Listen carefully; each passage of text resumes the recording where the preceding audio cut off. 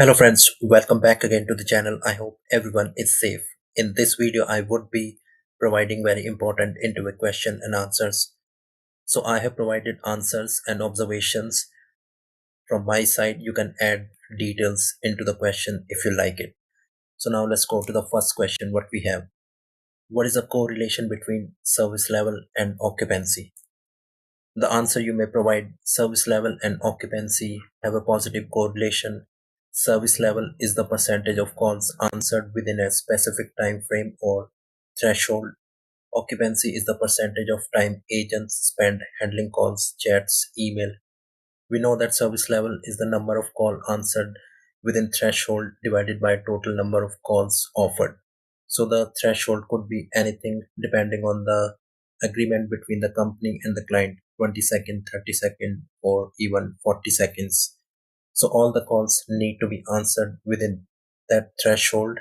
If the calls are not getting answered, so these calls will not be part of service level, and you need to ensure that the calls should be answered, maximum calls should be answered within the threshold to maintain the service level. If I talk about the occupancy, so occupancy basically the productive time the agents are spending doing the office related work. Avail time or the idle time will not be included in the occupancy. So the formula for occupancy would be your total engaged time or total productive time divided by your total login time. Higher occupancy can lead to lower service level as agents may be busy with tasks. Lower occupancy can result in higher service level as agents are available to answer calls. Optimizing occupancy levels is crucial to maintain a balance between service level and agent utilization. Higher occupancy and the lower occupancy both will have impact on the profitability and the revenue for the company. So you need to have very good occupancy rate that should be in between 80 to 85%.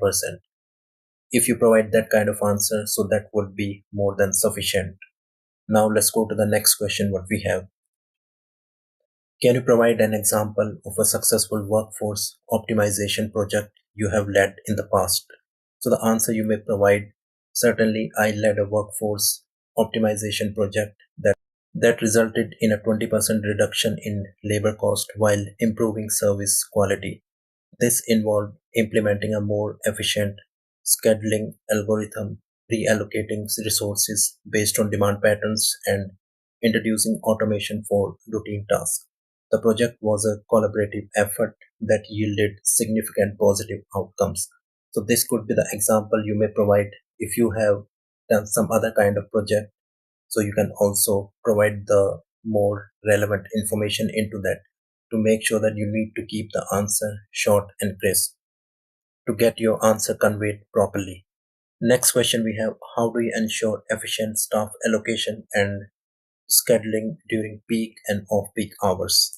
So the answer you may provide, during peak hours I rely on historical data and forecasting to accurately predict staffing needs. I also employ flexible scheduling and cross training to ensure we have the right people in the right place at the right time. During off peak hours, I adjust schedules to minimize overstaffing while maintaining service quality and allowing off phone activities.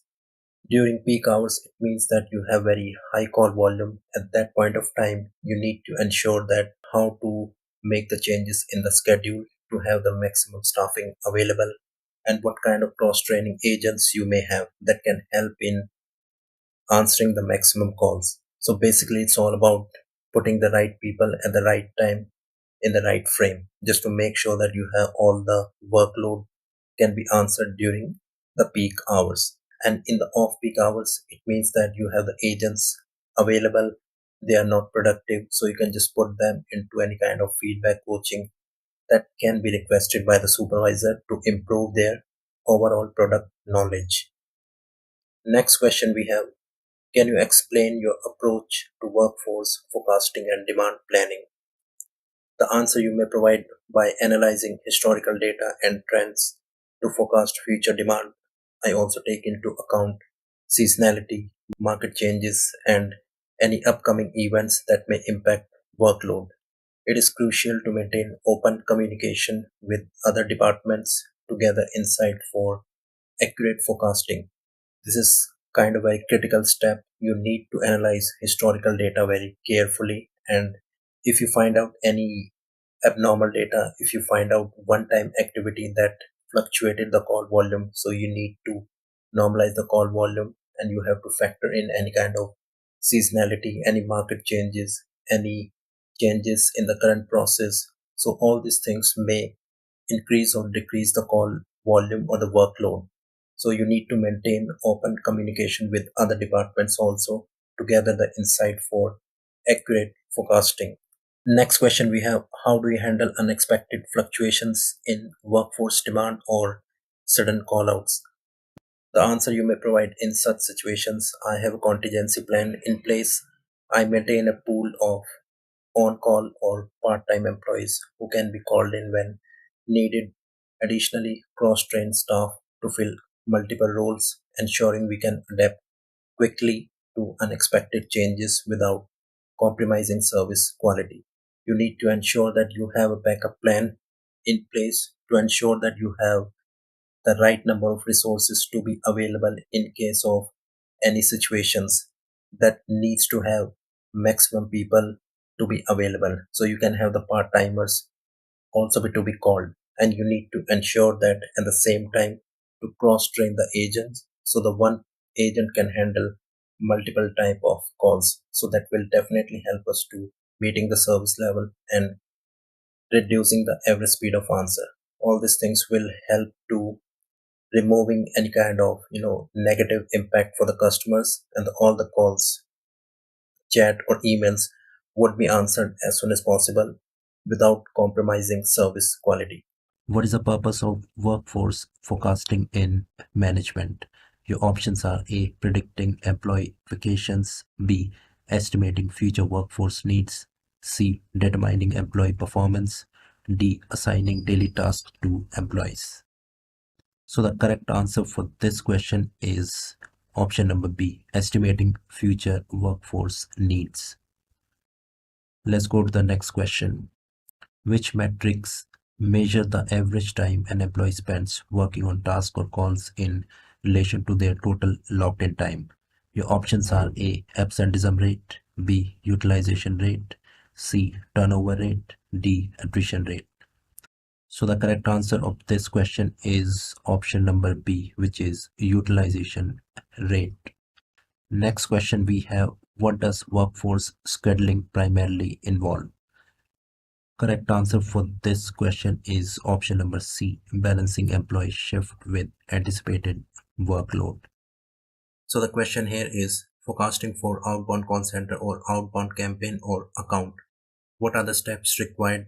We need to have the detailed information that will help you to gain some more information about it. What are the steps required in outbound campaign? What are the details? What details you need to apply? What kind of strategies, what kind of planning you need to have in order to have the forecasting done for the outbound call center. And this video will definitely help those people who are trying to get into workforce management.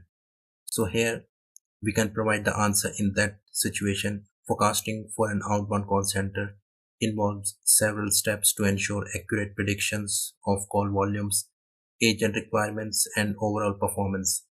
Here is a detailed breakdown. While doing the forecasting for outbound call center, you need to ensure that you have the predictions for the call volume, what kind of call arrival pattern you had in the past, agent's requirement, and what is the overall performance. So here the answer you may provide: define goals and metrics. So that is the first point we have in outbound call center forecasting. Objective is understand what you are forecasting. Example: calls to be made, agent availability, sales conversion.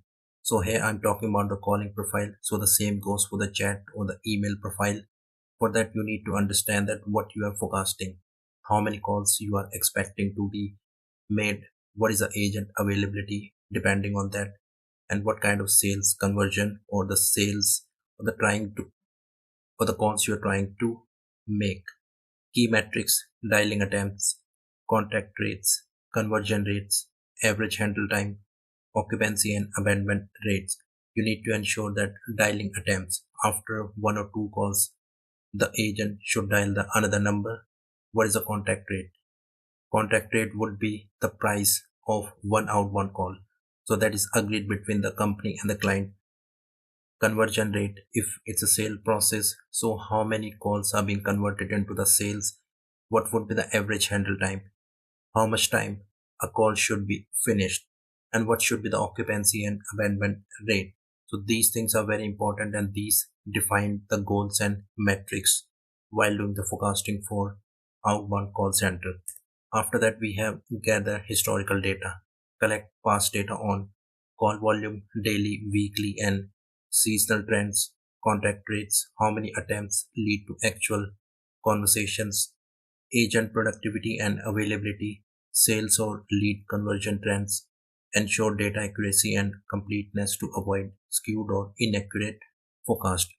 After analyzing the historical data, you need to ensure that what kind of call pattern you had in the past, daily, weekly, and what kind of seasonal trends you may have, and what would be the contact rate, how many attempts leads to actual conversation, agent productivity, for how much time agent should be productive, excluding the break,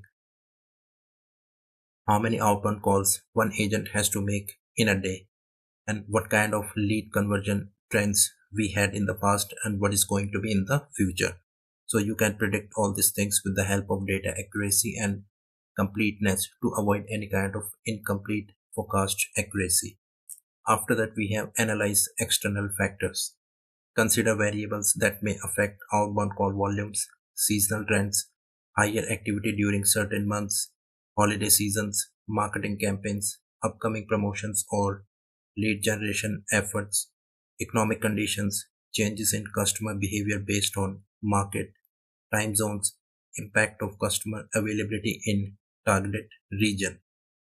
So these are the external factors you may have. You need to analyze what kind of call arrival pattern you may have in the holiday seasons. Call volume would be either down or high. So on the basis of that, you have to make or you have to have the planning for the outbound call center. Marketing campaigns, any kind of upcoming promotions or any modification in the existing product that may lead to have more calls to be made. Economic condition, any kind of changes in the customer behavior based on the market. What are the time zones in which market you are trying to sell your product or just trying to get the calls done. So you need to analyze all these external factors in the outbound call center forecasting to make sure that you are able to maximize the benefit out of it. That will also help you to generate more revenue and converting calls into the sales. After that, we have segment your data. Break down data into meaningful segments for better analysis. Call types, sales, collections, service, customer demographics or regions, time periods, hourly, daily, weekly trends. You need to segregate your data. You need to break down the data into meaningful segments for better understanding and for better analysis. If you have raw data, so you need to break it down to make it more simpler so that data can be understood properly. What kind of call types? It could be the sales, collection, or survey. After that, you need to understand that customer demographic or region, from where the customer belongs to. If you are living in India and you are trying to sell your product in USA, so you have to understand their strategy, you have to understand their customer behavior, in which region they are located. So on the basis of that, you have to put the conversation into that way so you are able to so that you are able to convey a message properly. And what are the time periods, hourly, daily, weekly trends. So these things are very important, that you need to bifurcate your data to make sure that the data is available in a very simpler way without getting into too much of complexity that will make things very difficult. So it is always recommended that you need to break down the data in a very more meaningful segments for better understanding these things what I have discussed in this video. So this is the part 1 of outbound call center forecasting. So I would be having the part 2 also, in which we will cover some more important points which are required to be done in forecasting when we are doing for the outbound call center.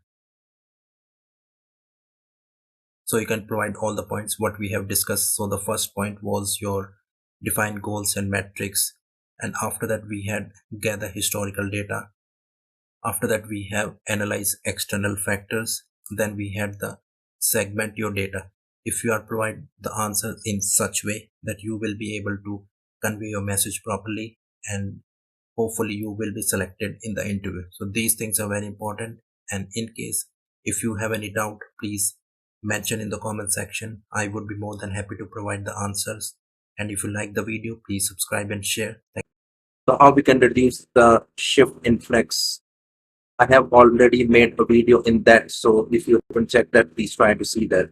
So the first steps that we need to understand that what is shift inflexibility or shift inflex. In a call center refers to a situation where the availability of call center agents does not align well with the demand for customer support throughout different shifts. This can result in staffing gaps, extended hold time for customers, and overall decreased customer satisfaction. So basically, it means that when we need the number of resources or number of agents to be available at that point of time, they are not available due to XYZ reason. So that can increase the shift in class, and that is so that can increase the shift in flex, and that is not very good for the company. Reducing shift inflexibility requires careful planning and consideration of various factors. Are some steps that can be taken to reduce the shift in flex. Implement flexible scheduling. Offer shift options that accommodate different employees' preference, such as morning, afternoon, evening, and night shift. Provide the opportunity for agents to select their preferred shift based on their availability and personal circumstances. It is kind of very important to understand the needs of the employees, what kind of shift they want to have, and so that can help to minimize the shift influx and possibly adjust the employee needs also along with the company needs. After that, we have allow shift swapping. Enable agents to exchange shift with each other as long as service level requirements are met. Implementing a shift swapping system or platform can streamline this process and reduce the administrative burden. Generally, what happens that if some of the agents are having trouble with the current shift, so they can easily swap their current shift with some existing agents. So that will help them to swap the shift without any kind of trouble, and they would not be absent from the work. And by that way, shrinkage would be reduced, and plus, along with the shift influx also. After that, we have offer part-time or split shift. Provide options for part-time employment or split shift, allowing agent to work during peak or volume while balancing other commitments or responsibilities. This can help distribute resources more effectively throughout the day. It means that we can hire part-time agent or we can introduce split shift in which the agent has to work for 8 hours, but they has to get gap in between them. Like one of the agent can work from 8 a.m. 12 p.m. in the morning, then take a break of 2 to 3 hours, then again starting the shift from 3 p.m. to 7 p.m. By that way, we would be having the sufficient agent, and that will also reduce the shift influx. After that, we have cross-trained agents. Cross-train agents to handle multiple types of customer inquiries or tasks. By developing a versatile workforce, we can have agents who can be scheduled across different shifts as needed, filling staffing gaps more easily. Cross-train agent is kind of very important to reduce the number of people we need, because one agent can handle multiple type of calls at the same time. So that is very important to generate the revenues for the company, and also cross-train the agent to engage to enhance their knowledge also, so they can go to that next level. So these are some of the steps we can take to reduce the shift influx. In case if you know more, you can just mention in the comment section. So if you like the video, please subscribe and share. I would be back with some more interesting video in the coming days. So thank you so much again for watching the video.